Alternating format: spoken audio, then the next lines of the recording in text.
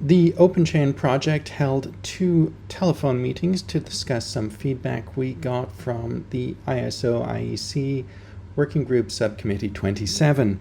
This related to our new security specification.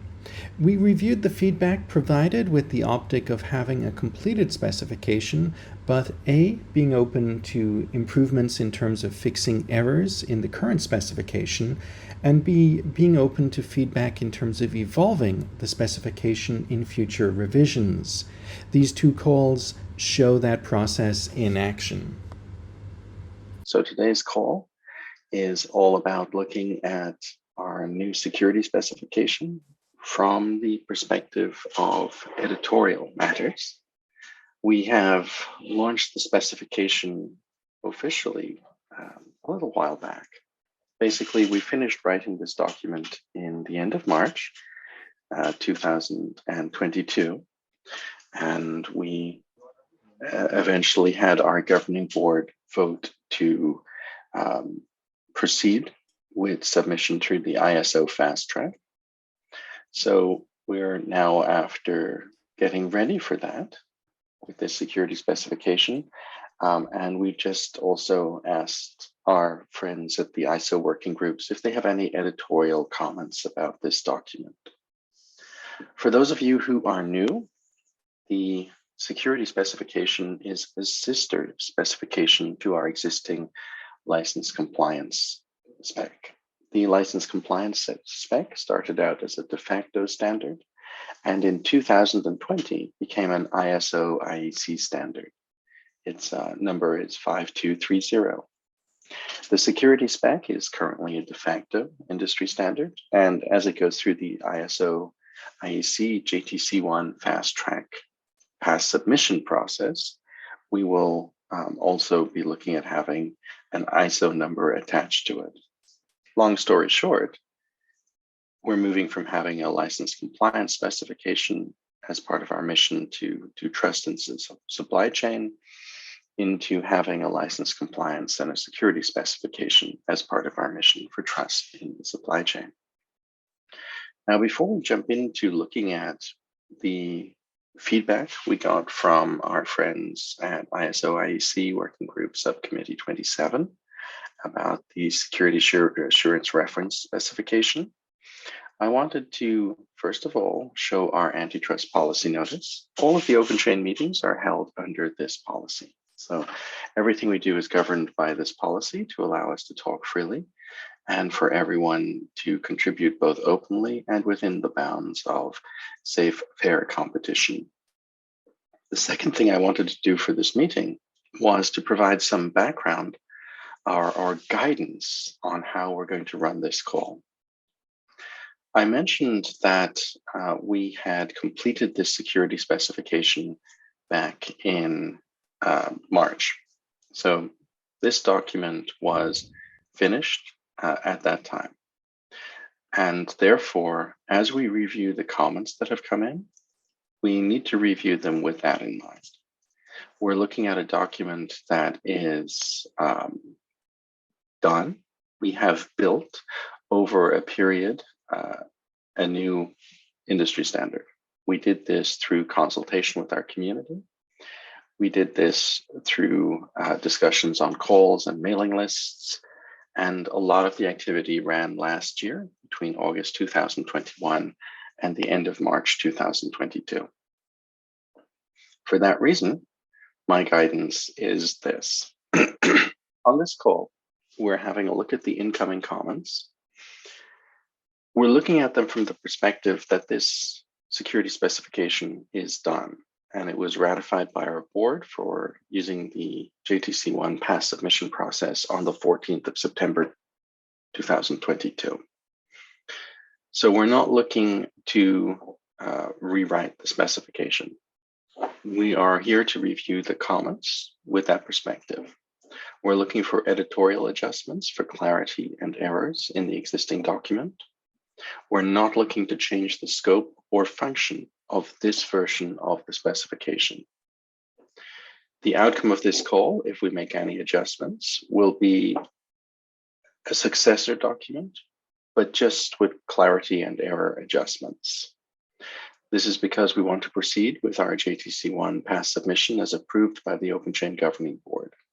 However, if people want to adjust the scope and function, then that's possible. We will simply defer those items into the discussion for the next major iteration of the specification. In other words, if there's something that helps make the existing document clearer or fixes a problem, we can include that. If there's something that adjusts scope and function, then that's for the 2.0 version of the document. I hope that is clear. I hope that makes sense to you. And that will guide what we're about to do in going through the comments, which have been submitted to us by our community kindly and with their usual energy. I'm about to start sharing my screen. You should be seeing now my full screen. So you can see on the left, security spec, and on the right, our GitHub. I just want to check, is that working for you? Yes. Okay, excellent. Looking at the issues, I'm going to dive into the first one and get going on that. Before I do so, I'm just going to copy the link into the chat so you can have the issues open on your computer.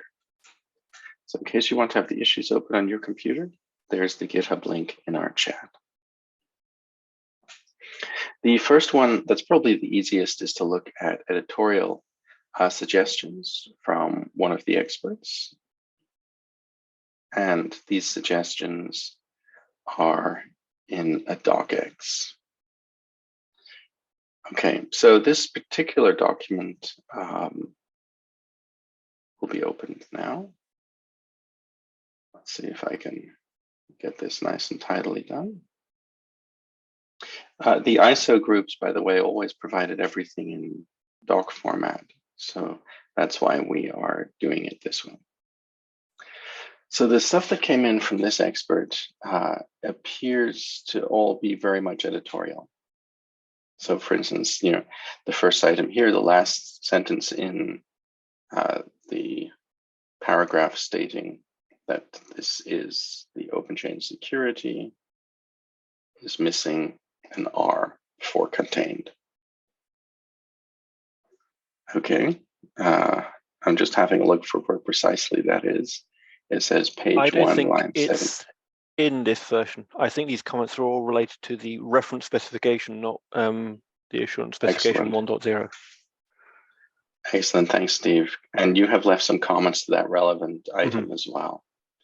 So maybe what I'll do, because we've got your comments there, perhaps I'll switch to your comments right now and we can take it from there. Your comments on his comments. Okay. So we have the first one not in spec. The second item you see in scope. This would be in the, I believe, the introduction. Let's pull that in. So introduction paragraph 4. This document focuses on. So you've either got specification is focused or specification focuses, and either's fine. Yeah, let's turn it focuses, and I that has a pure editorial. I don't think it makes any difference to the document itself. So we're just going to include that. I noticed that the second item you disagree with their comment. They are not happy with the use of processes as a plural. This is in 2.2. So customer agreement, an agreement that the processes used to find, track, or fix securities issues are regarded as sufficient. That reads okay to me. Processes wouldn't make sense to me because processes is a plural. So Steve, I think that you're correct. The submission is trying to get a plural with a singular, so it doesn't make sense. So does anyone? They understood from or came from the agreement, so that the agreement is sufficient. Yeah. Yes, that's probably how they read it. Okay, so they probably read it that the agreement singular is regarded as sufficient, but we're actually saying the processes are regarded as sufficient. So it's just a read error. Yeah. So my read on 2.2 is that what we're concerned about are the processes, and that they are regarded as sufficient. So we're looking for consensus on that.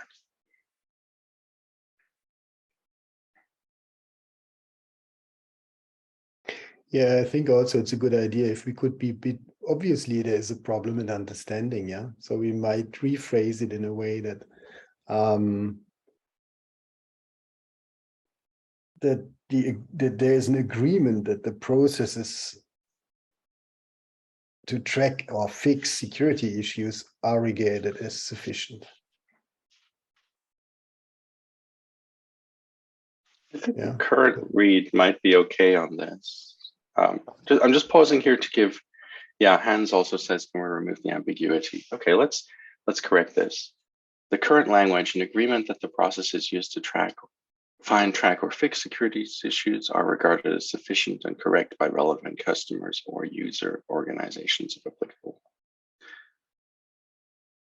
Okay, how about, this is just a suggestion. Would it make sense to say there is agreement?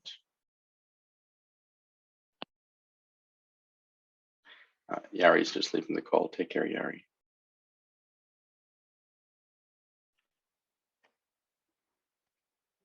I just wanted to check if changing that from an agreement to there is agreement would be useful or not.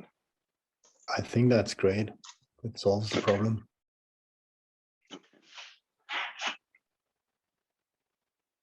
All right, excellent. Nice editorial adjustment. The next one incoming here is in the wrong place, it seems. It's 2.12. Okay, so I'm just going to pull up the proposed change. Steve, by the way, thank you for unpacking all of this so that we can easily find it. Okay, so this is about SBOM.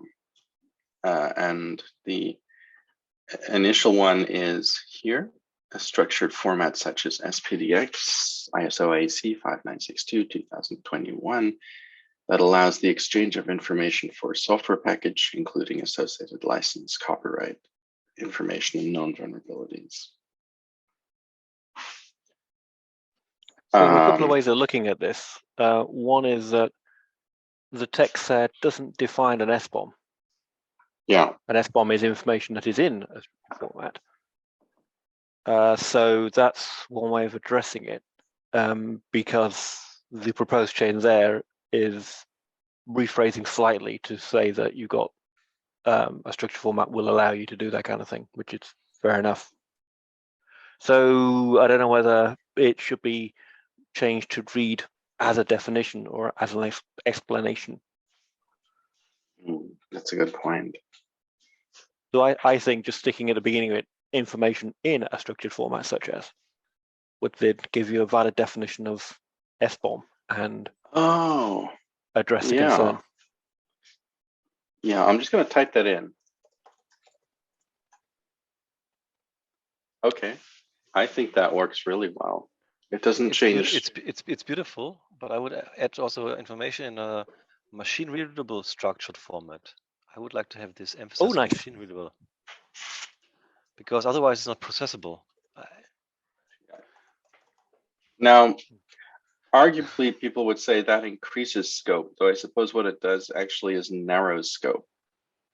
But SPDX is machine readable. Exactly. So given that our example is SPDX, I think we're good. Yeah. Yep. I have a technical question on this one.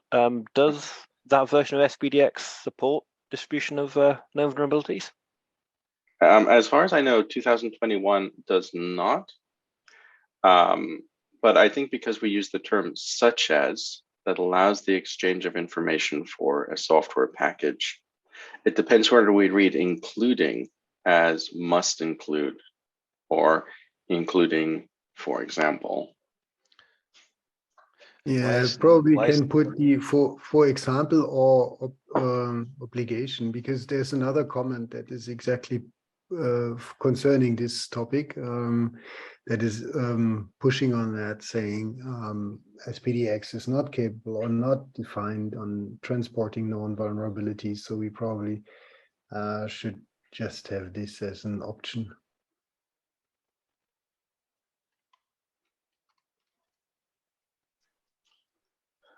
Okay, everyone, what would you think if we added, for example, to this? I think that's good.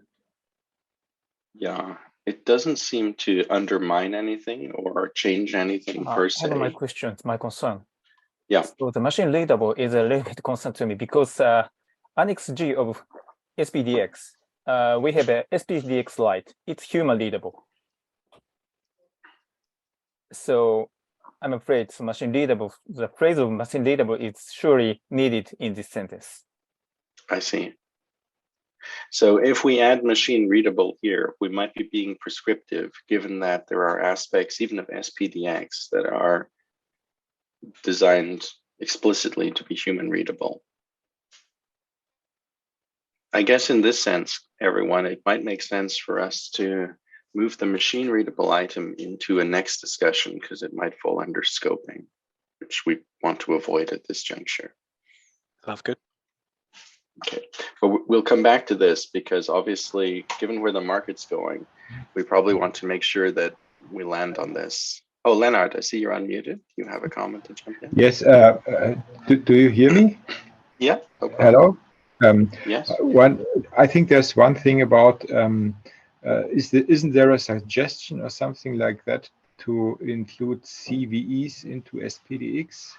So this would be the link to that it is possible to name SPDX here because CVE is the transport mechanism of the security information. Correct. So there is the idea of CVEs being included in SPDX. And I think what we have here is a link to a baseline of SPDX, which would get you started. And as if I recall correctly, we have another comment to get to in a few minutes, which talks about what that absolute baseline is. But the version of SPDX we're citing is not the security focused version. It's more of a general one. So I think we're citing a more basic version rather than one that's going to already include CVEs. But the purpose is to get people to that point where they're able to do things like that. And I have a other question, not concerning to this 2.12, but in general to the scope of the document.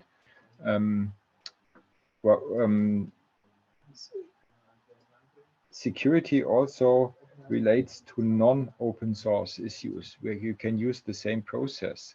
So the scope here is only open source. It's obvious because OpenChain comes from open source.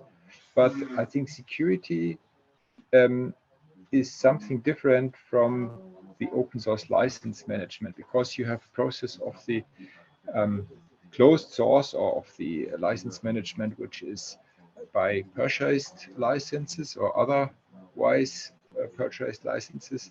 But here, I think you need the same process also for closed source software, if I call this so. Yeah. I think that's a good point. And our intent with this is that we're adding essentially a focus point for people operating on open source, but in practice, people doing any type of software will probably find these process inflection points useful. So maybe it's potentially good for me to explain why we take this approach in general.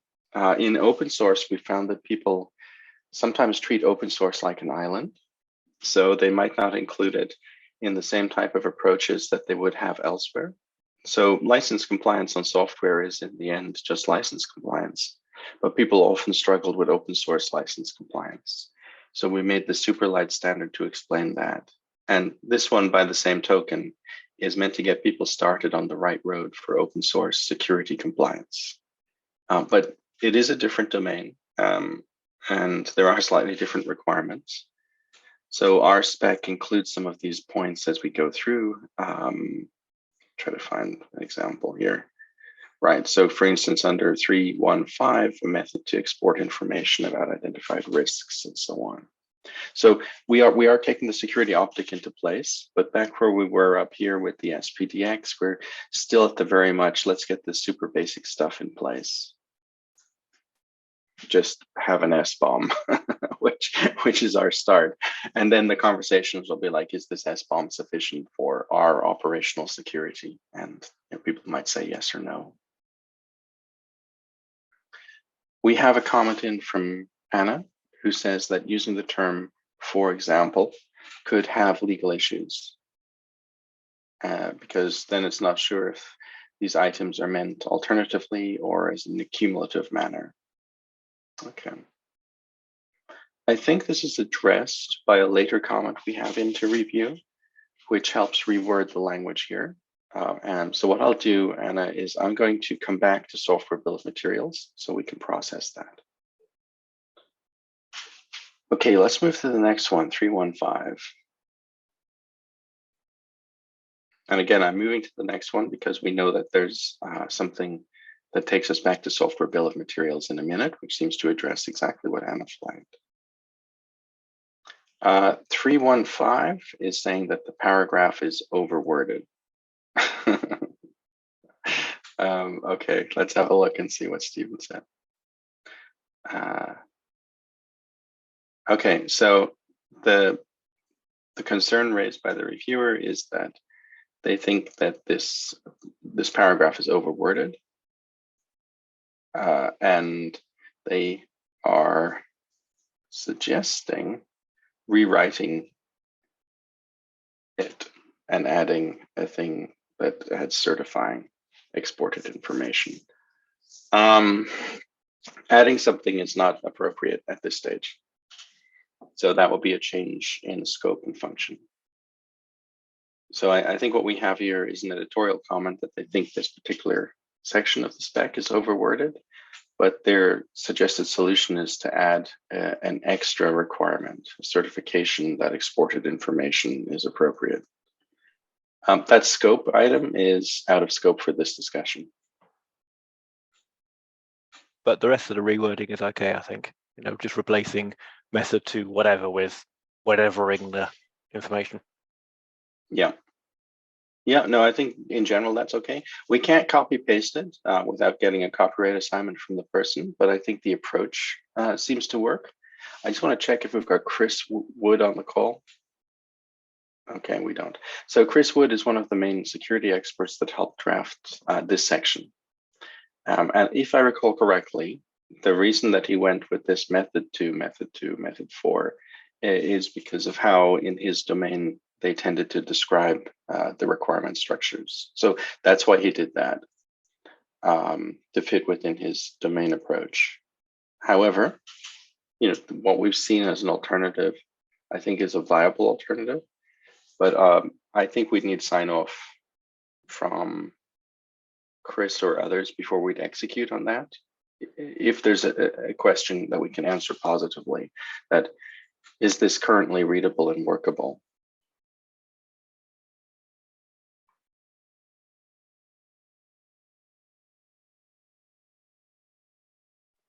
I certainly think it's readable and workable.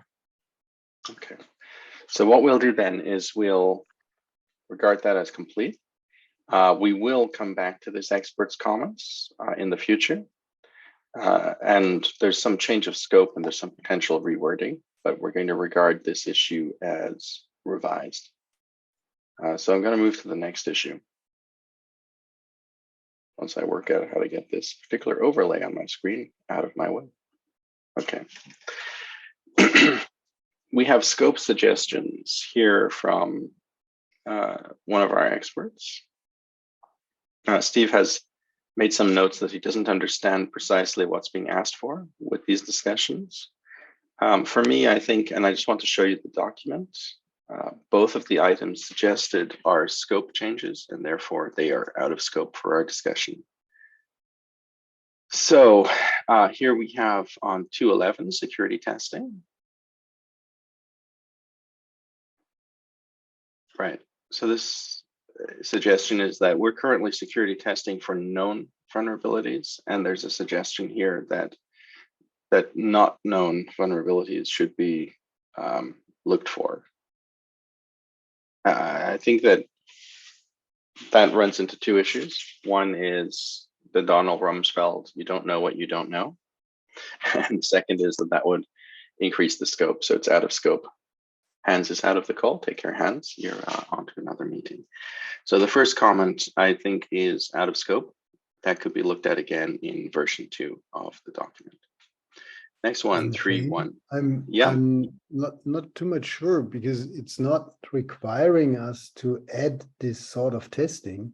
It's just actually about the definition of the testing. Yeah, and here we are defining security testing as something that is only focusing on known vulnerabilities, and this might actually really be a little bit short. I mean, we don't have procedures that follow up, but then this is a requirement issue. But that's why I probably would not necessarily limit it to known vulnerabilities.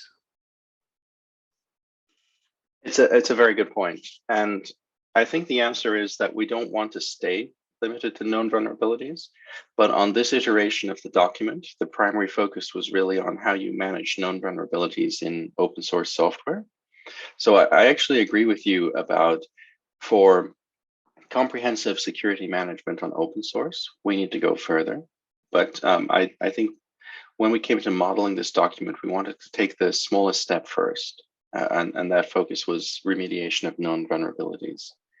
So I don't disagree. I think that to get security done right, we should keep expanding to cover issues like proactive discovery of issues. But it's something that wasn't on the foundational approach for building this version of the spec. So I think we should put that on 2.0. I happen to think that if you do make the change to the definition, then you are required to apply that, because 3.1.5, the standard practice implementation, says you've got a method for continuous and repeated security testing is applied, and then method to verify that all identified risks, which would include non-known vulnerabilities, have been addressed and that they are identified to third parties. So if you include that in the definition, then you do have to do something about it according to this section. 3.1.5. Fair enough. So I think what we have there is something that's going to be a really useful discussion as we go to version 2 of the spec, where we work out how to potentially expand into that and how it would execute in 3.1.5. All right, thank you both. That's super useful. And now we know one of the main discussions we need to have straight away as we move into the next phase. 3.1.2. So we have this comment that, we talk about identifying roles and responsibilities, and how that will affect the performance of the program. And there's a request here to also define the bounds of operations for each role. I'm actually not sure how roles and responsibilities plus bounds of operation are different stuff, but regardless of that, if we have identified roles, responsibilities, and bounds, we're adding something to the spec. So that's out of scope for this version. I just wanted to check if anyone has a different read on bounds of operations to me. I didn't know what it meant. Yeah, it's possible, and this is not a negative thing. It's possible that this is also due to people who are native in English versus non-native, right? So it's something for us to explore, because there might be a point that we need to catch that we're missing.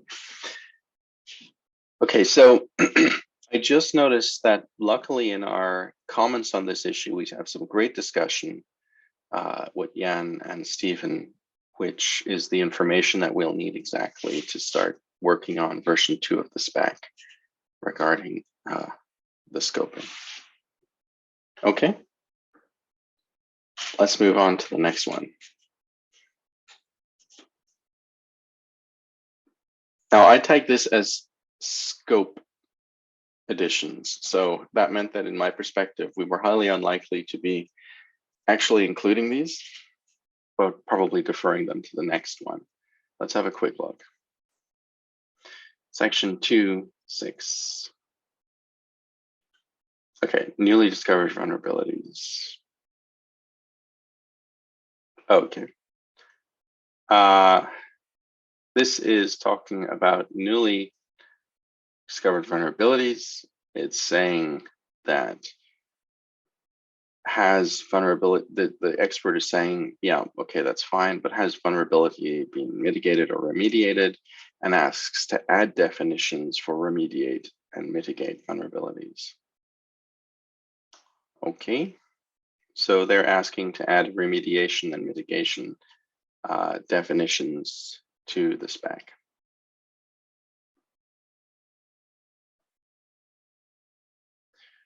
Okay, that's interesting.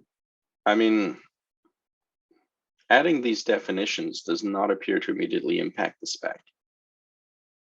I'm just not sure. Does anyone have a comment on that? I think Stephen said, it seems like good additions. Yeah, and Okay. somebody else, is it, yeah, Jan? Jan saying, said, we don't use it though. Yeah, so why? Yes. I mean, in one respect, the fact that it doesn't change the spec is possibly a negative thing. Okay, so I think what we have there is, it's nice, but it doesn't change anything about the standard. So let's put a pin in that and come back to it at another time, because if we add something, it should be functional, right? It should do something useful. I There's think probably it's a no great input for version 2, because then Yeah. when we really dive into handling vulnerabilities, then we will require this.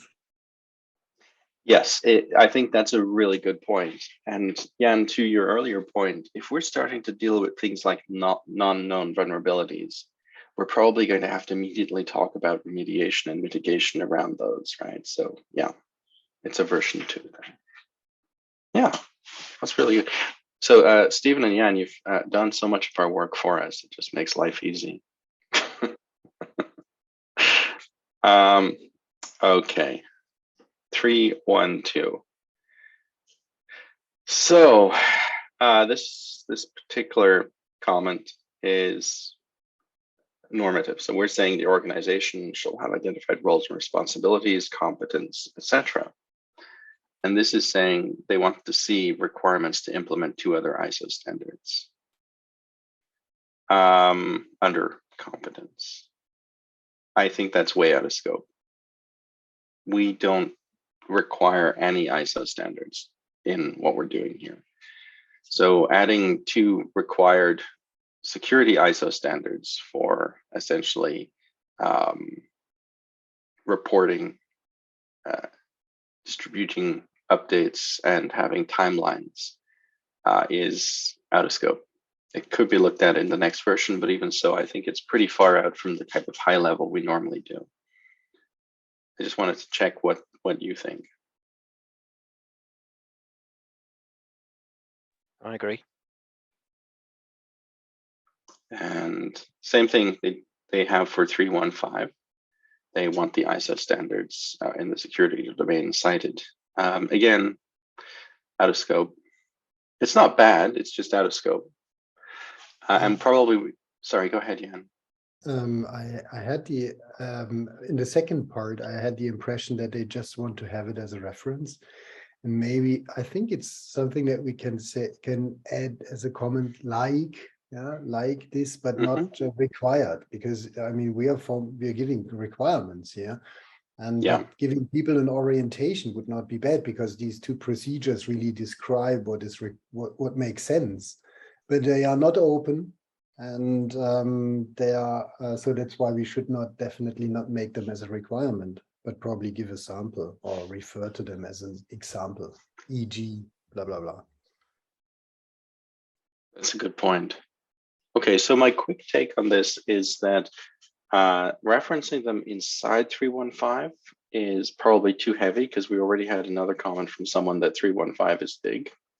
But we might look at a point where in the definitions under section 2, we can do the same thing as we do with SPDX, where we make a reference to that ISO standard. Maybe when it comes to security analysis, security methodology, we cite those ISO standards, but I think we should do that in version 2.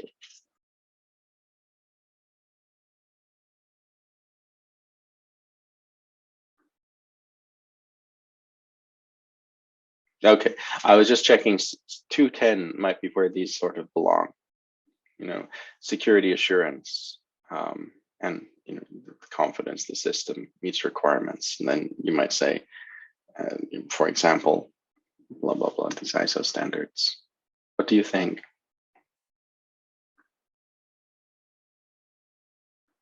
No objection. You know, that's great. I think that these submissions are super useful for us, and I think they're going to help a lot, particularly as we go back to version 2 of the spec. Just as I said, on this particular call, on this version of the spec, we're focused on editorial. So anything that increases our scoping or complexity really belongs later, unless it's a must-to-have for fixing errors. I would put down the implementation thing definitely outside of what we're doing now. Adding references inside 315, we've already had feedback that 315 is pretty big. And inside our actual spec, once we get to section 3, under requirements, we're not citing ISO standards. So we're leaving a lot of flexibility there. So referencing these ISO standards probably belongs in the definitions. For instance, when we talk about SBOM, we reference SPDX. So we probably need to revise the definitions and include the ISO standards for version 2. Okie dokie. Now, if anyone has a serious disagreement on these points and wants to come back to it, that's fine. We're going through this call relatively quickly, and that doesn't mean that everything's locked down forever. Okay. This submission was a comment on the document from another expert. The comment from the expert was all focused on architecture of security concepts and so on, which I think was just way out of bounds for what we're up to here. That would be a kind of a thinking document before you model a spec. We already did our thinking and modeling, and our basis was to use an existing ISO standard and respond to the market demands and the feedback cycle there. So I think this commentary would be useful if we were starting from 0, but we're not. And we're not going to recreate this standard based on new mental modeling when we base it on solid modeling to begin with. If you have objections, just let me know on that. I just went through that quickly because I think that commentary is pretty far out of bounds of what we're up to here. Okay, various comments. Stephen has, wow, worked a lot. Okay. So this is a mixture of editorial and scope contents. I should have separated them out, but forgot to. Sorry. Okay, let's pull out the editorial stuff and put the scope stuff into next version. Just try to first one being used. Would it be okay to throw the task of separating the editorial versus scope to you? Would you be okay to do that? Of course. Okay. So I picked up SMK01, SMK02, fourth para, refers to companies. Should it refer to companies or organizations? That's actually an interesting point, and it borders on an error. More and more, we've talked about organizations because the diversity of legal entities operating in the supply chain is greater than legal entities mapped as companies. I think it should say organizations, but I want to check with any of you if you think that changes scope, because we don't want to do that.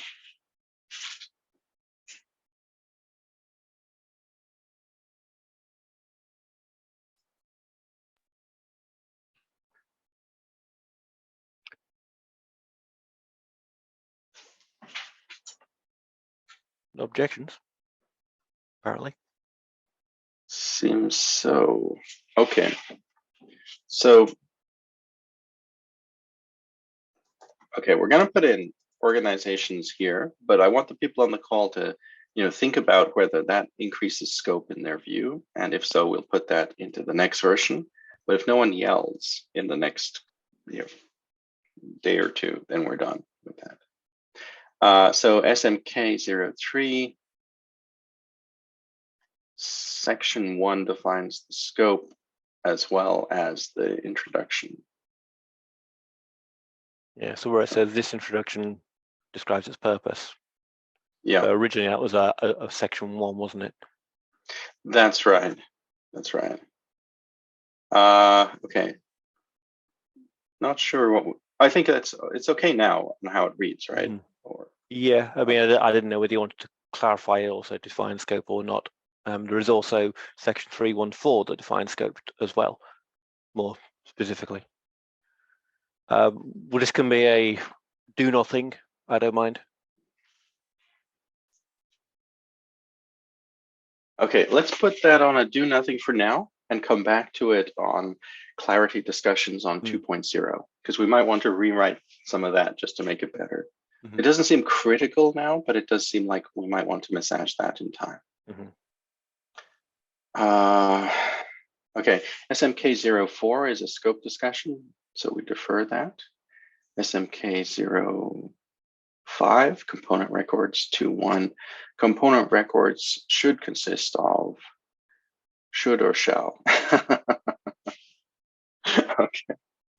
The great thing about English is we're going to fight about this now. Well, shall is generally used when it's mandatory, and should is generally used when it's optional in specifications. And are these fields suggestions, or are they all required? It reads to me like it should be shall here, right? But again, is that a scope change? Does anyone else on the call have any input on that one?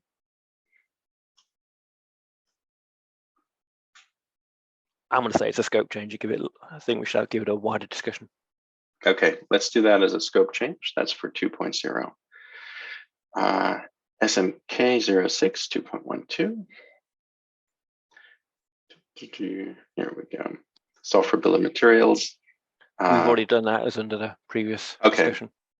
Closed. Okay, excellent. 2.14 SMK07 verification materials. So the verification materials, okay. Yeah, you pointed out that this reference specification is referred to as this reference specification, but of course it's not a reference spec anymore, it's a spec. So yeah, that's a typo. So thank you for catching. So that happens in a variety of places later on as well. Okay, so I'll do a pass through to find that. Let's see if we can.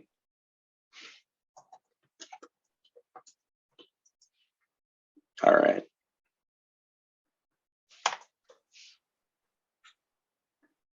Not super delighted with the search function on this particular. Typo. It'd be funny to get a typo into an ISO standard, wouldn't it?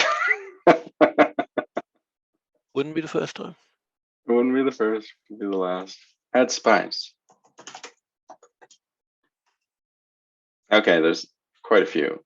Oh, there's only 2 more. Okay, that's fine. Stephen, thanks for finding that. That's exactly the type of editorial silliness that can cause confusion. Okay, so SMK0831. And this is simply whether the major words in each title should be capitalized or just the first word in the title.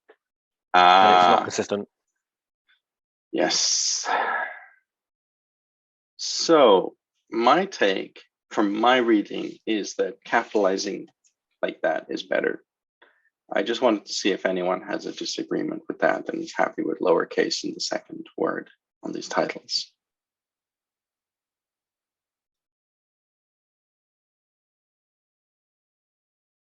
Okay. if there's no objection, we're just going to capitalize them throughout because I think that's probably more familiar for people. So I'll take that action item. Okay. SMK 09311 policy.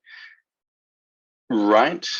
We could remove your from supplied software because we don't have second person pronouns elsewhere. Just say supplied software. Steve, I think that's a good editorial catch. That's elsewhere, as far as I know, that's how we do it. This was just a legacy item left. SMK 10. Should there be a 3113 documented review process here? So that would be adding a new verification material. Yeah. So that's for 2. Yep. Okay. SMK 11. So 312. We have competence. Okay. So punctuation on the lists. Do we end in semicolon or period? And how does the end item work? Does it have a semicolon? And okay, so this is a good question, everyone. I'm not sure, Stephen, if you come across that a lot. I'm used to essentially seeing semicolons throughout this stuff, and then we end with a period. I have a preference for semicolons and so on, but at this point, this is where the document changes. From here onwards, it doesn't have punctuation, but earlier on it does. Okay. So just be consistent is all I'm saying. Yeah. All right. That's a consistency item. Again, I'll put that in my to-do list. I have to fix the capitalization of titles, and I have to be consistent with this punctuation. Okay. Right. We have SMK 12, same area. Add ensure program participants to where applicable in actions. I think that's a scope item. It's a minor scope item, but it's a scope item. So that's for 2. Not really. I mean, it's basically saying, is it the organization shall acquire the necessary competence, or shall the organization require the program participant to acquire the necessary competence? Who acquires the competence?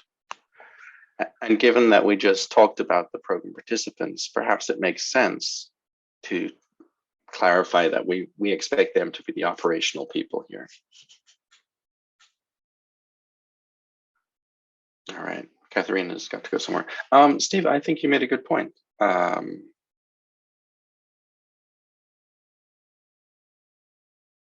Yeah, given the way that the rest of this is structured, reading through it, I think that is a clarity item. It continues without any change, just clarifies who we think should be either cheered or condemned for their actions here. Okay, I don't see that as a scope change on reflection, so I'm including that. If anyone disagrees, just yell. We are at SMK 12. We have a bit further to go here. So we've got quite a few more comments, and our time is low. So my suggestion is we've got down to 12, splitting out a few scope items and not. We have a secondary call to take 13 to 24, deciding what's scope and what's editorial. So we do a second call later this week to work further on this document because time is tight. And Steve, if it's okay, then I'd like to give you the action item to do a second comment here, which splits these out into editorial and scope. Sure. And maybe we'll just make a note that we have to process from SMK 13 onwards because we did SMKs 1 to 12 on the call. Yep, I'll do that. Fantastic. Right.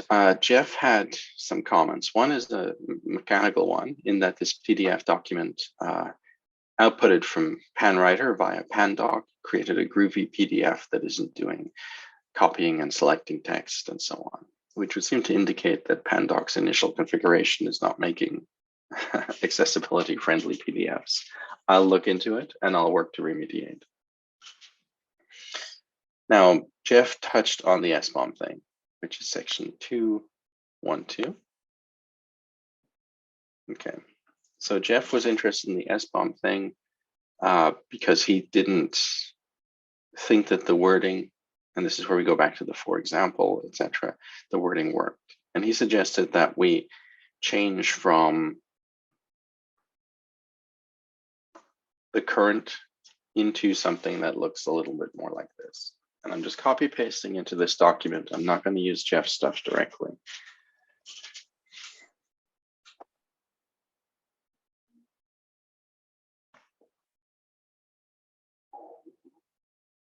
So basically what Jeff is saying is that our minimal stuff for SBOM should be name and version, and then all the other stuff optional. And I think we can say that from his description, his intent there is to have a simple, clean baseline and allow people to build off from that as to what's appropriate. I actually think that's a pretty good suggestion. What do you think?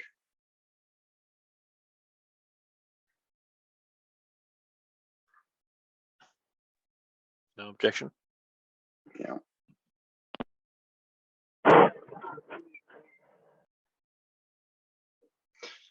Okay. Is perhaps So- origin also important? Is which important? Sorry, my apologies. Or origin, the origin. Oh, Because, origin. The name and version is, yeah, you might have same names, same versions, etc. I don't know if this is accurate enough.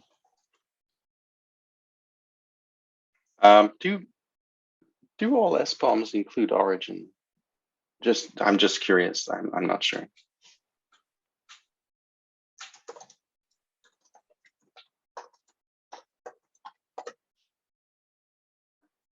I'm just thinking loud, to be honest, because if I imagine I would only have a name and version in my SBOMs. Oh yeah. So it's good to have it, right? But if it's really useful, that's my point. It's like Linux kernel 4. Okay. That's a good point. I think, minimum that you require. Jan, for some reason we can't hear you on the phone. It's distorted quite badly.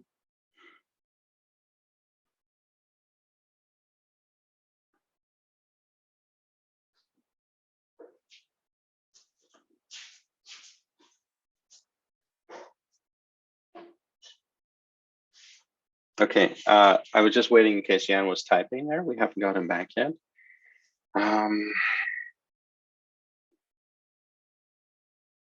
Okay, it seems normative if we make a call on what is included. So our issue there is to make a normative call that's very low or a normative call that's more useful. I suggest because it's a normative call, the call has to go into version 2. What we have to do here is avoid the normative thing and cite the stuff that could be useful.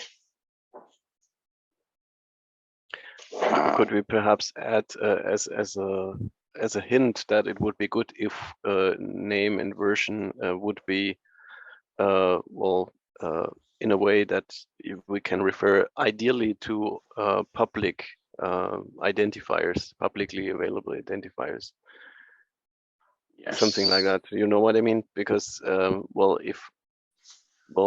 organization A uses a different name version than other. So you remember this discussion about PURL, software ID, etc. All this Right. stuff. To have an unambiguous identification of the component, and name and version is, well, for me,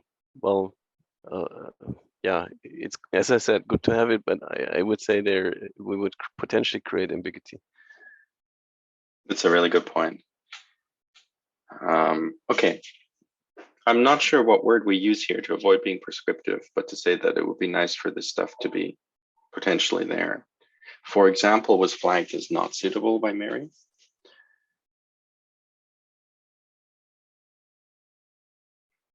And the point there about when we look at name, version, origin, license, and known vulnerabilities, there's the point of how is that done? So we're missing two things. A way to say that the SBOMs could usefully include this stuff. Oh, I suppose that's easy to answer. Okay.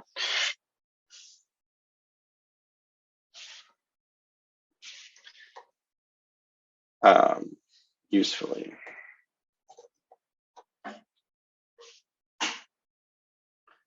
And then we have that item, which is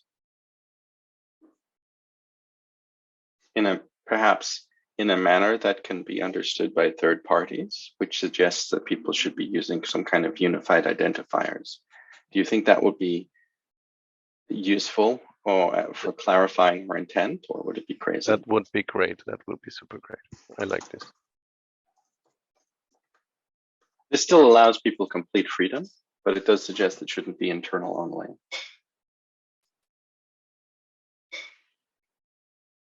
It's quite a change, but I mean, I actually don't think this change changes any of the intent or definition. It just helps explain better what we're talking about.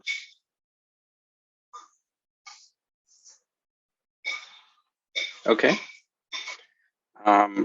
I think we're out of time. So I'm going to say that the second part of Jeff's thing we come to in the next call. So we defer this part of Jeff's thing, and we have Stephen's items as well. I'll arrange a call for later in the week to help us address this as well. And we have an additional comment from Ninjoji-san, where he's saying, should origin of software be the supplier name?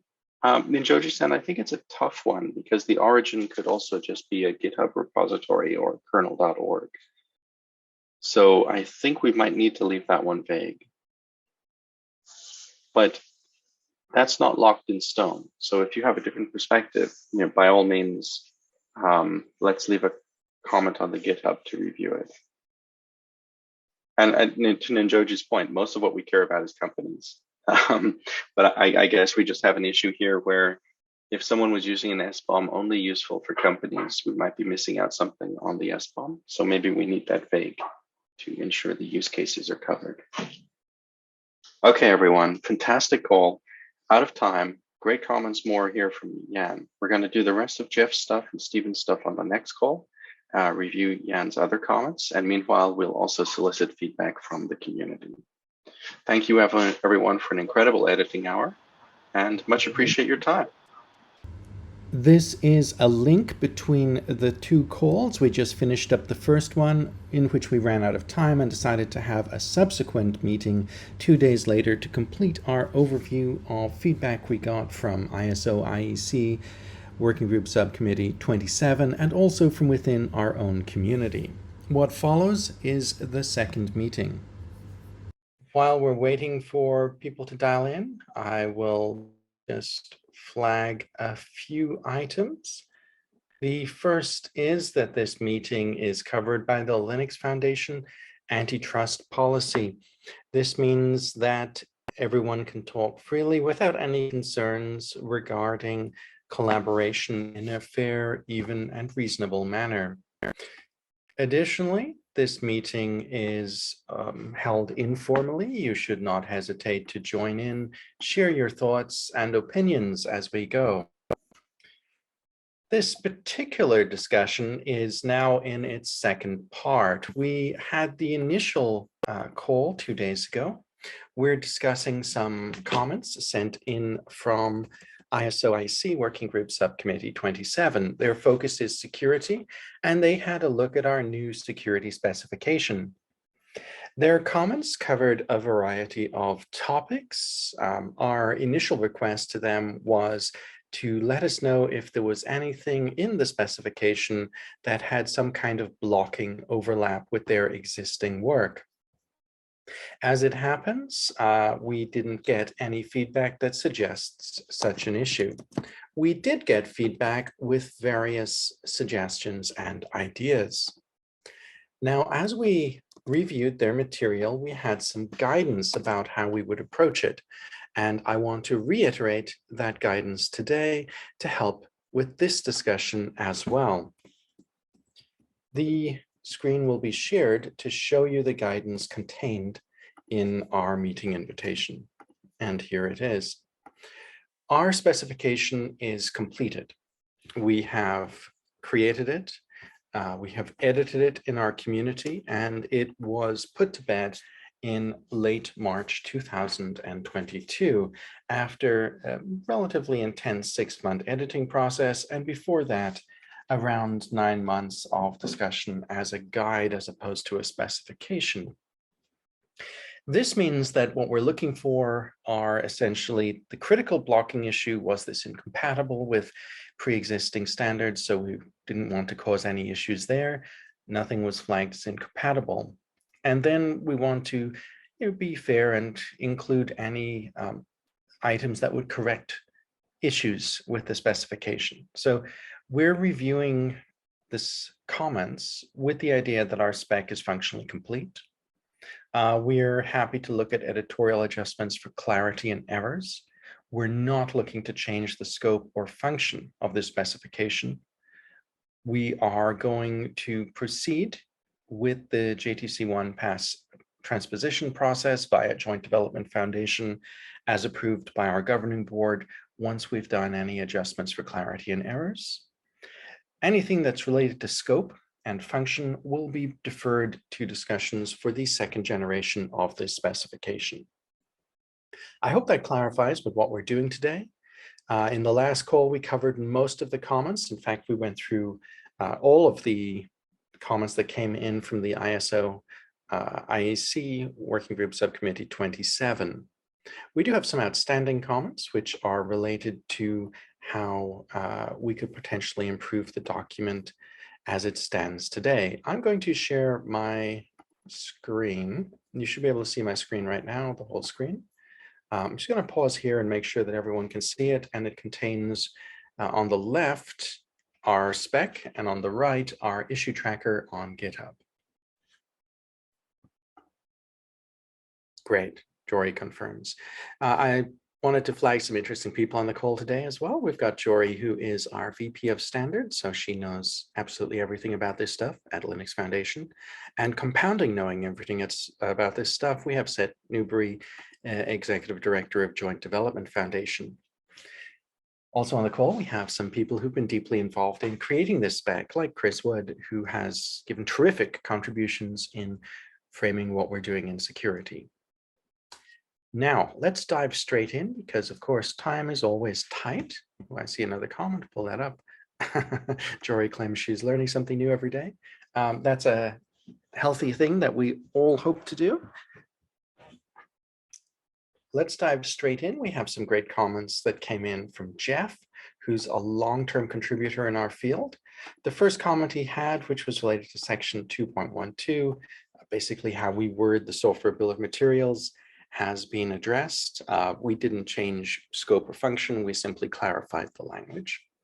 We didn't touch on his comment on 3.2.1, access. We just ran out of time. So we're going to do that right now. He's asking, should this section allow for a non-response from an organization? So should anyone be able to make a request for information about the vulnerability status of an organization's application and be guaranteed an answer? Now that's interesting. He just wants to make sure that people couldn't do denial of service attacks by essentially just piling on requests. This reminds me of the situation in US law where you have discovery and your opponents in the legal system can send in so many requests and then you can respond with so much documentation that you're both overwhelmed.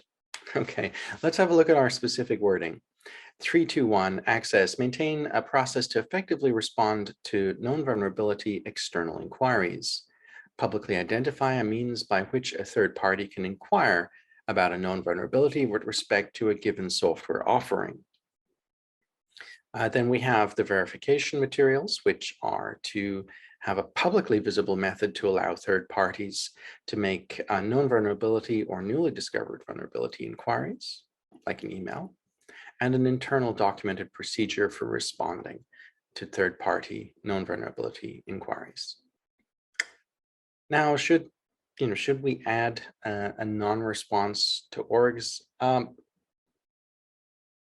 I think Jeff makes an excellent point. but I think that's out of scope here. We're vague on it. So my take is that there's an option here to just not respond to people. You could flag that user account Joe Blogs is an irritant and simply not respond to their inquiries.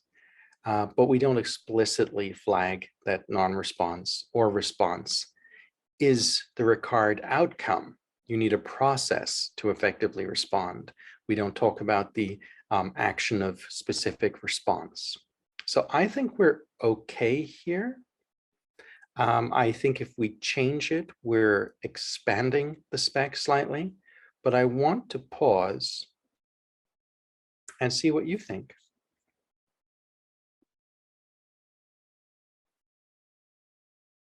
Yeah, this is Chris. I've pondered on that a little bit, and being on both the receiving and the sending end of that, I think that it's something that we need to make available. Well, the first part, publicly a visible method to allow third parties to make known vulnerability or newly discovered vulnerabilities, is almost a separate thing from getting a response. And I think if you wanted to leave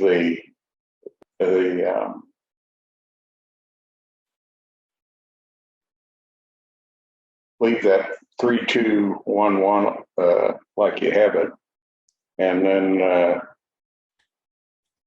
add to it okay, you took the program participants out of there. Okay. Okay, but in 3211, the program participants is still included in that? Yeah. So right now it says you can contact you should have a contact via email address or web portal that is monitored by the program participants. So the people flagged earlier as having the responsibility for the implementation of the process. So it's still there that the people monitoring this, the program participants, should be getting the visible method. So what is a program? So the program is the defined area where this particular spec is applied. So essentially we ask people to define the scope of the program and then define the participants. And from then on, we ask them to, the program participants, to have their roles and responsibilities, and then we refer to them as the parties which have the responsibility throughout the spec for, well, doing whatever the spec requires. Oh, you got it. Okay. I'm sorry, I slept right through 2.9.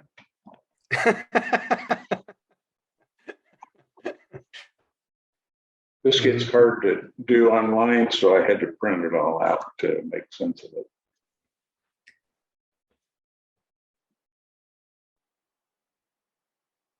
Yeah, I think that 3212 is fine, and with your explanation, I'm good with the 3211.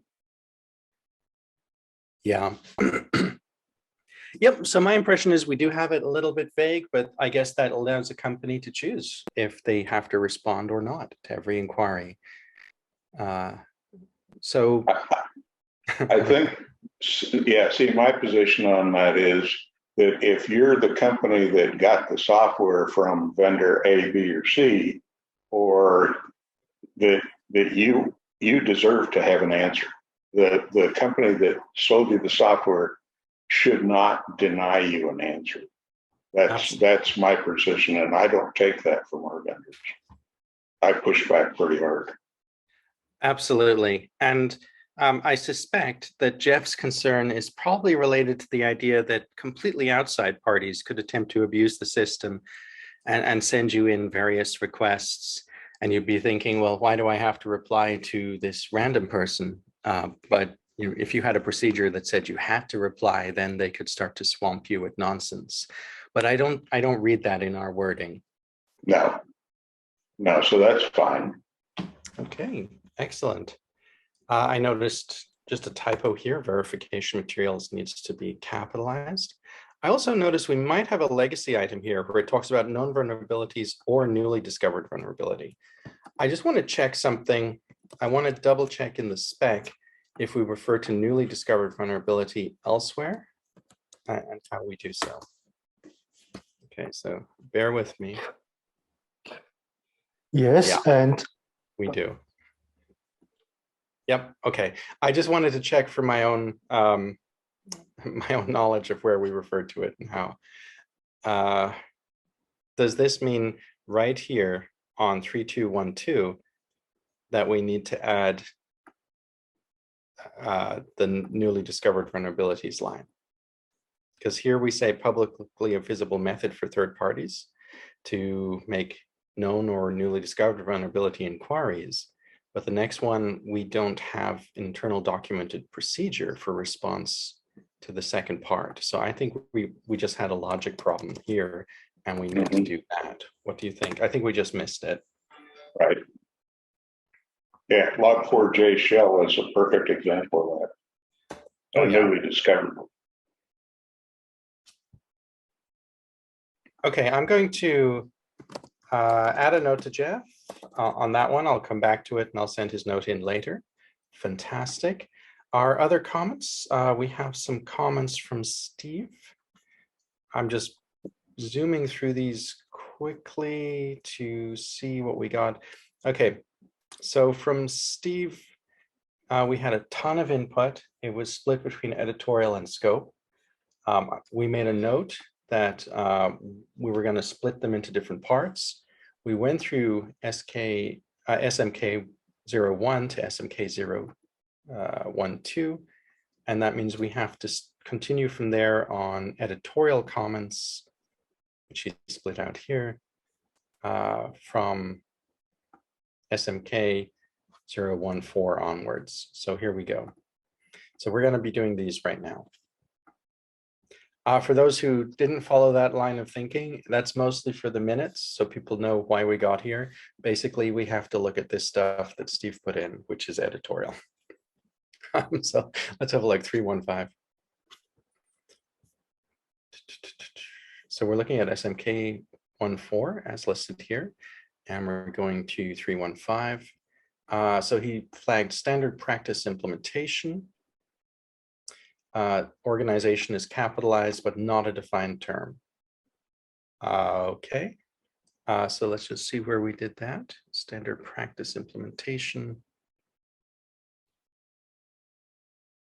I'm just trying to find where the word is.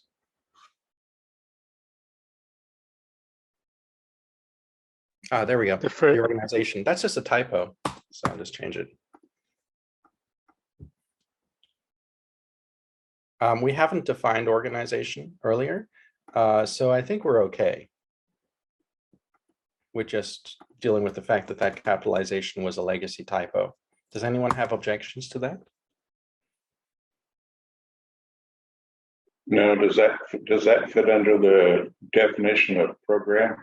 And should that be the program demonstrates? And then you don't have to put another term. That's interesting. That's really a good point. Okay. So to Chris's point, if we change that to program, it seems to fit the internal logic of the spec. I can see that acting as clarity, and I don't see it as changing scope or function. What do you think? I agree. Same logic that we used back up on the other section that we looked at. Yeah. That organization is actually called out in the definition of what a program is or can consist of. Yep. Okay, so I am changing that right now. And if anyone has an objection, flag it during the next moment of editing. It doesn't seem to impact our scope or function. It just seems to provide a clarity here, which we previously just didn't have. And we could leave it as organization, but this seems to tie it up more neatly. Okay. So next comment is SMK 15. Fifth bullet, 1, 2, 3, 4, 5. This is the method for analyzing supplied software. Here we go. Method for analyzing supplied software for newly published known vulnerabilities post-release. And Steve just flagged the question, is post-release referring to the release of the supplied software or the known vulnerabilities? Oh, that's interesting. Chris, if I recall correctly, it was for the supplied software, right? Correct. Just adding that as a clarification. Excellent. SMK 16, 222, so 2.2.2. Moving down to that. This is about effectively resourced. So SMK 16, effectively resourced. Oh, this is just saying indent bullets 3 and 4. The bullets are indented here. I suspect he may have been looking at an earlier version of this document. Okay, and the only thing I picked up here is the and doesn't belong. We've removed that. We just use semicolons. Okay, SMK 17311. Well, you've got another and right below the one you just deleted. Oh, okay. Heading down to that now. 322. Sorry. Maybe it's okay. That one is a process exists for reviewing and updating the policy and supporting tasks. It's my apology. No, not at all. Not at all. And you know, I think what happened with this particular list was we went over it earlier and it had just been left out of the latest round of editing. So it ended up with this trailing end like that. So we goofed. Okay, 331. Just zooming back up that. Sorry, 311. He's saying 311, a software bill of materials should have materials capitalized. Yep. Yep. Absolutely. That's just a stupid typo goof.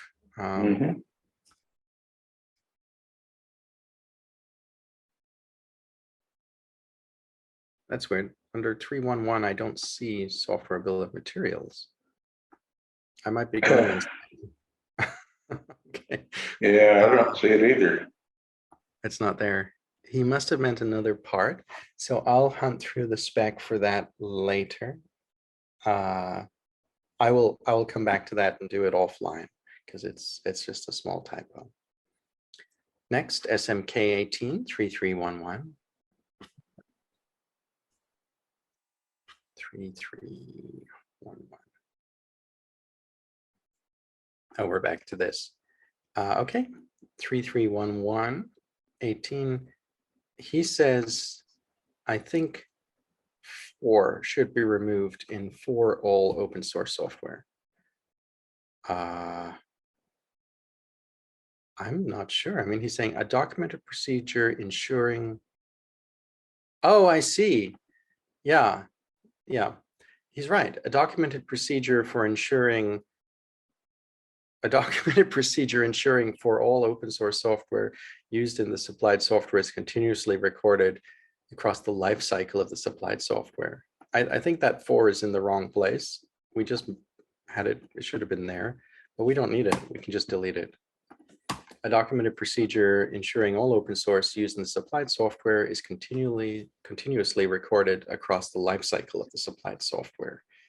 I think that reads okay. Does anyone have any objections? Yeah, I'm just questioning the may in the next sentence, because that makes it optional to include an archive of all open source software used, and that's the only way that people are going to be able to use the SBOMs and search through them, and then correct. And then, verify that the software actually has something in it that needs to be corrected. I don't know how they can continuously scan the software if they don't have an archive. Absolutely. And I was about to say that sounds like it's increasing scope, but then I looked at the previous sentence, which says all open source software is continuously recorded. Right. So yeah. So I don't think we're changing the scope. This includes an archive. So you're continuously recording it. So I don't think that changes scope. Just pausing here in case Jory has an opinion about whether that would, or Seth has. I think we're clear. I don't. I think this is really clear. I think your editing here makes it even clearer. Super cool. Thank you, Jory. Yeah, and I would also mention that Rex, when we're doing the edits, you know, that the constraints of the ISO editing standards, he'll pick those up and come back to you for clarification if anything's not perfect. Super great. Yeah, and so just in case people are curious, we are about to hand over this document to JDF and our ISO editors called Rex. We've worked with him before on ISO IEC 5230, the license compliance standard, and he's just fantastic. So all we're doing right now is going to feed into this process, but any really dumb errors we pass through will be caught by the second line of defense. Is this going through section 1 of the ISO for security, or for?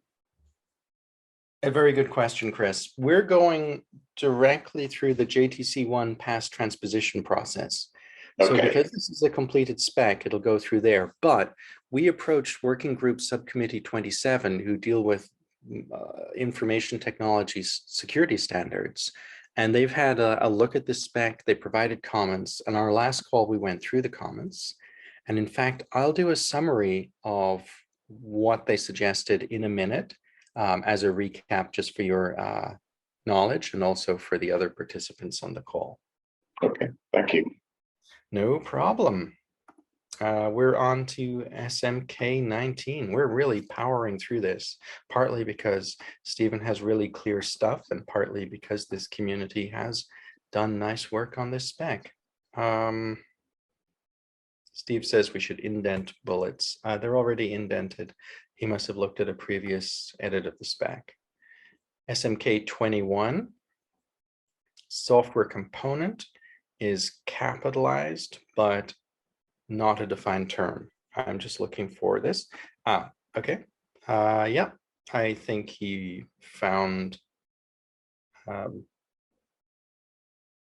error. If it's not a defined term, then it's not a defined term. It shouldn't be capitalized. It's that simple. So I'm going to fix that. Oh, sorry, go ahead. I'm going to make one more quick comment. As I say, the ISO style guide is on the order of like 200 pages long. This is a skill that is only taught at Hogwarts School of Magic, and we happen to have one of their graduates. So a lot of this sort of formatting, bulleting, how it gets done and all that, when we pass it through the WG-SC filter, does get picked up. So just letting you know that. And again, one of the things we may wind up doing with you as a result of this is also giving you some guidelines as to how you might change your GitHub repository formatting to make it easier in the future to just keep spinning these out. Just again, all of this, the amount of filtering that gets done in the process is pretty remarkable. And then the other side is when the countries review the documents, they will also start making kind of editorial comments that almost always are kind of formatting and numbering in kind. And then we negotiate whether we're going to actually incorporate those or not. Understood. And just for additional context, partly what we're doing today is clean for Rex, and partly it's for our own, OpenChain maintained version of the spec. But to your point, once we get Rex's edits back, I think what we're going to do is wholesale continue from the Rex edit version into our edit cycle for both specs moving forward. So there's very, very little difference in our editing and what the JTC1 committee expects. Okay, I'm just going to remove the capitalization on supplied software because it's not a defined term. Sorry, software components, not supplied software. Software components. So that brings up the question, is supplied software defined? Yes, it is. Okay. Just checking. No, it's important. It's important. And, based on that, Chris, here's another one. In our 2.0 discussion, as we go back over this, we'll probably look at, do we need to define more items for clarity? So we might come back to this and, define those later. Yeah, that's a good idea. As soon as we hand over to Rex for this generation 1, we'll actually begin the process for generation 2. So we'll be right back on these calls in a month or two, creating the next version of the spec. And in essence, then we'll continue that for an undefined period, but we'll be capturing the market response to generation 1 and the ISO response and thinking about how we make something even better in the future. Particularly, we've got some ISO scope comments to look at later. Okay. And that's also part of the plan. We always knew that this security stuff would be iterating faster than license compliance. So that's one reason we've made it a sister spec. So, people will know the security is a fast moving target in its early generations, as opposed to the license compliance spec, which is now 6 years old, almost 7. So it's well chewed. Okay, so we have software components fixed. We have a question then, same area. Does release to market refer to supplied software or the software components? I'm just trying to find where it says release to market. I wish you'd said which bullet point. Come on, Steve. I'm picking on Steve here because he's always around and he's fantastic, so he can take it. Oh, it's the next paragraph, the next bullet. Oh, next bullet. Here we go. Thanks, Chris. Yep. I'm starting at the top. I appreciate your eyes. An ability to monitor software components after they're released to market and respond to known vulnerability or newly discovered vulnerability disclosures. And he's asking, does that refer to supplied software or the software components? It looks like the intent was the supplied software. What do you think? Yeah. I would agree with that. And the wording below, the wording below is referring to the open source software components of the supplied software. So this should say supplied software for the logic to be coherent. Jory's off in a while. Thank you very much. Really appreciated having you here. Catch you later. Finally, he's asking, do we bullet the rationale or break into paragraphs? So the rationale is just 2 sentences. Oh, double spacing. Remove that. The rationale is just 2 sentences. Do we break it into bullet points or not? I'm just going to check the rationales below. No. I don't think they were. Yeah, it's fine, right? That looks consistent. Yep. Okay, we're good. That's everything. My goodness. Okay, now I'm going to go back and we've finished this spec document apart from, the small item I have to do offline, which Steve flagged. And we're going to go back now, and I'm just going to give a super quick briefing on the ISO comments so you know what went on. So we had 3 submissions from ISO, and one was editorial submissions. We're not going to go through them in detail. Basically, it's available on GitHub if you want to get their document. And the editorial submissions, I'm just opening it. The ISO guys always send the stuff as Word documents, which is fine, but it does make it harder to edit online. Okay, so this Speak is for yourself about fine. And yeah, and I would flag fine with quotation marks, because also a lot of it send it in the really old version, the .doc files, so they just don't behave well with the modern tech. I don't know. Okay. Shane, would there be any value in my prefacing kind of what we did in front and why on this review with SC27, or have you already done that? I did that in the previous call. Excellent. Okay, then I'll. So what I would do maybe next time, Seth, though, on a separate call, if we could bring you back and we just talk through in general about how these relationships are evolving with ISO. So, you know, I think a lot of people are looking at specs right now, and while we covered it on this editorial call, it might be useful to have a more general call for the wider community to help them understand, because I noticed other projects, like I think Green Software Foundation are prepping a spec as well, and so on. Right. Yeah, I'd love to do it. I love talking about this stuff, so invite me anytime and I will be there. All right, it's a date. So the first document, and it's probably impossible to read here, so what I'm going to do is I'm going to copy the link and I'm going to put it in the chat so you can check it out at your leisure. The first document basically contained, you know, fixes, and some of those fixes were useful and some of them were not. And those fixes were grammatical, basically, and some of them were useful because they picked up errors. Some of them were not useful because they suggested non-native English grammar. Then we had two documents coming in from other experts, which mostly focused on scope suggestions. And as I mentioned at the beginning of the call, we're not touching scope for this generation of the document. Okay, so here's an example. RUOP suggested that security testing should be expanded from known vulnerabilities into also unknown vulnerabilities. And the answer is not in this version of the spec. We focused on known vulnerabilities and newly discovered known vulnerabilities. We're not focusing on discovering unknowns. Okay, that's not what we're doing in this generation of the spec.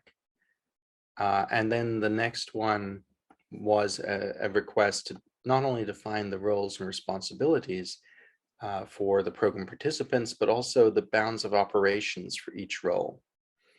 We had difficulty understanding what that was, because roles and responsibilities should inherently do that. But we also decided that if that was to be regarded as a separate thing, if bounds of responsibilities or bounds of operations were to be a separate thing, again, that's an addition and that's out of scope. That doesn't mean we're dumping it. We're just putting it into the discussion for 2.0. And as I said, we're going to come right back to that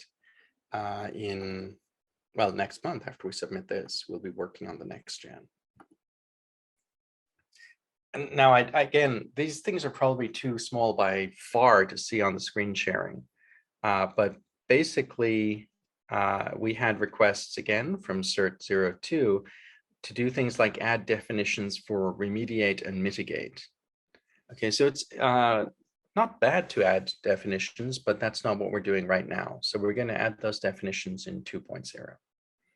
And we had a look at the document, and the document doesn't actually refer to remediation and mitigation. So those definitions would currently be floating in the other, potentially useful, but they're not related to the requirements of the spec. And we don't want to add to the document at this juncture.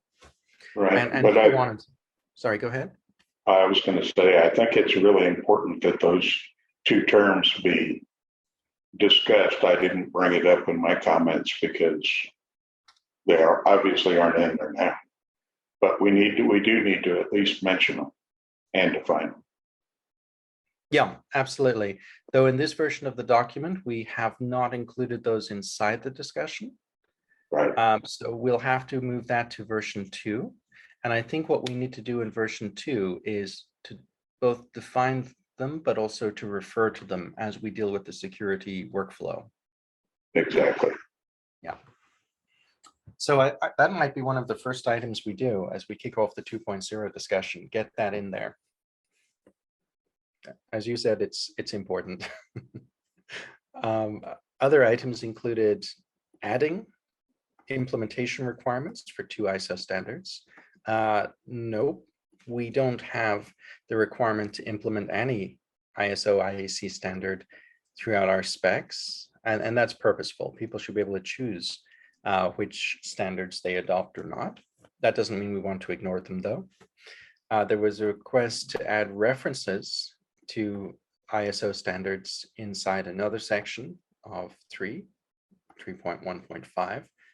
And that's, I'm just going to show you 3.1.5. This is 3.1.5, methods for basically doing the right thing with security. The answer for us on the call was nope. We're not going to put it there, but we're going to put a reference to these standards in the definition section as examples of approaches. In the same way as in the definition section, when we talk about software bill of materials, we put a reference to the ISO IEC standard for SBOM. So we're going to put a reference to these ISO IEC standards for dealing with security patching and so on in the definitions. We're not going to add it into the requirements section of the document. Perfect. Yeah. And that's basically the ISO comments. So we're going to swing back to them. They're very useful, and we're going to integrate them, but we're going to do that for 2.0. And that's it. We're actually done. That's all of the comments we've had in, barring one thing around table of contents, which is manual labor for me later. We have no further comments on this spec. I'm pausing here to see if anyone else has any issues they've seen in the spec or not.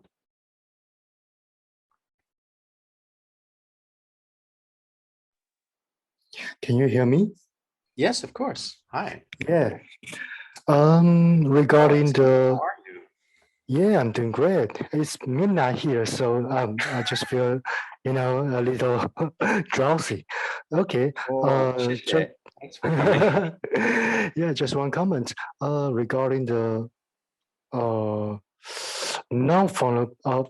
unknown vulnerability. I think it's pretty challenging to the organization to, find the unknown vulnerabilities. So maybe we can consider to use the different security level in the 2.0 standard. Absolutely. Yeah.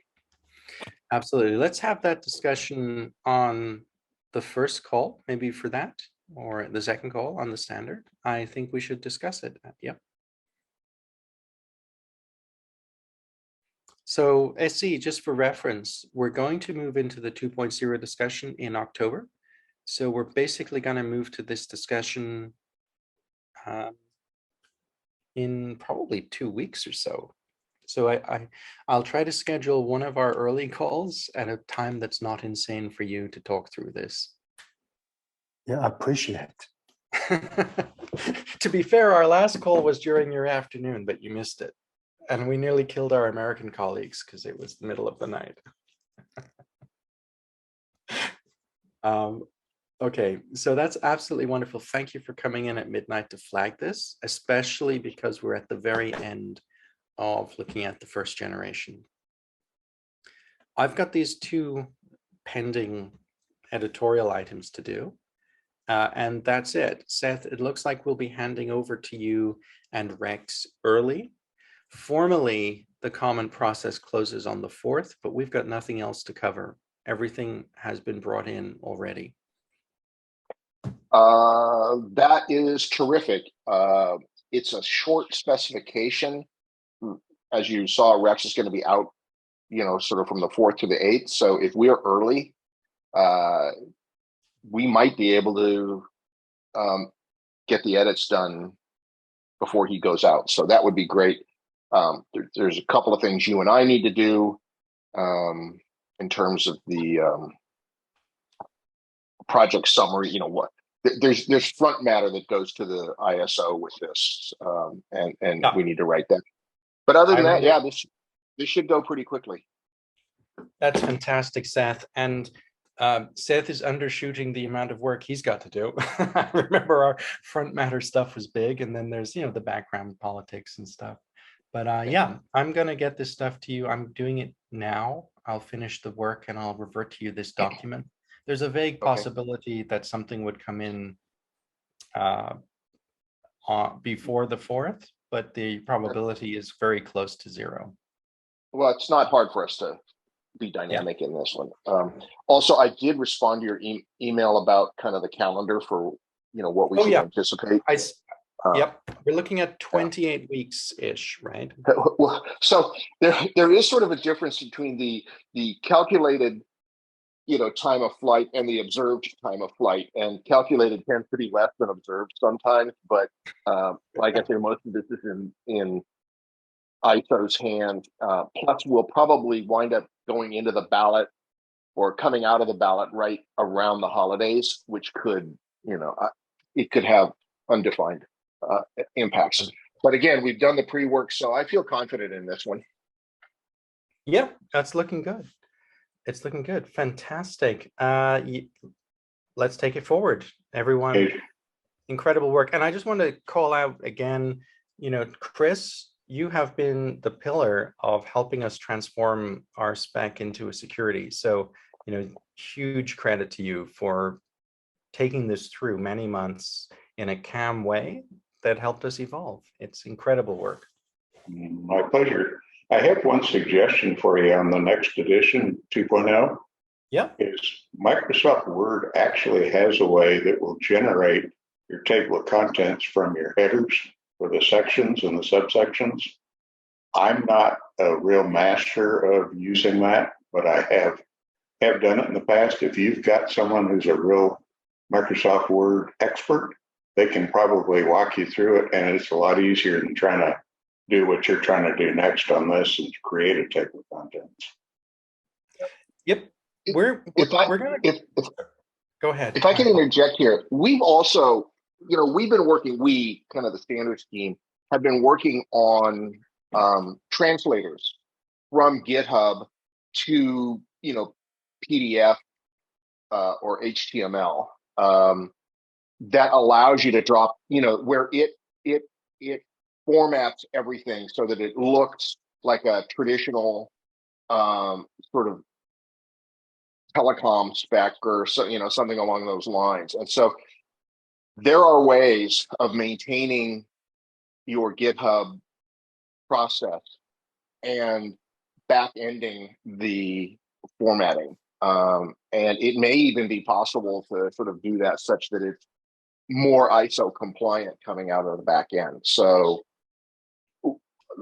lots of, you know, every time we turn around, GitHub has created some brand new plugin that we just can't even believe that it exists. So just a thought.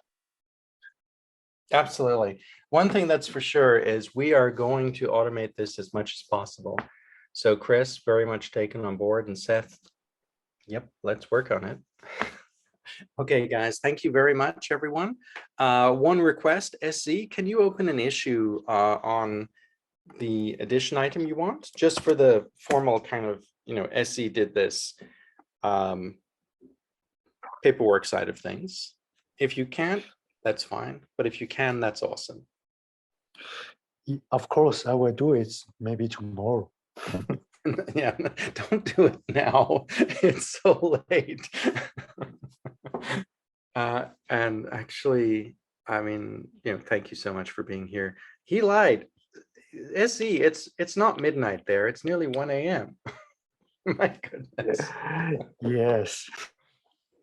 Okay, we wrap it up there. Ladies and gentlemen, thank you for helping us create the second spec ready for ISO submission from the OpenChain project, and something that is going to help thousands of companies in the market in the near term. Have a wonderful day. Stay safe, stay happy, stay healthy, and I will talk to you soon. Thank you. You too. Thank you. Bye-bye. Bye-bye. Thank you. Bye-bye.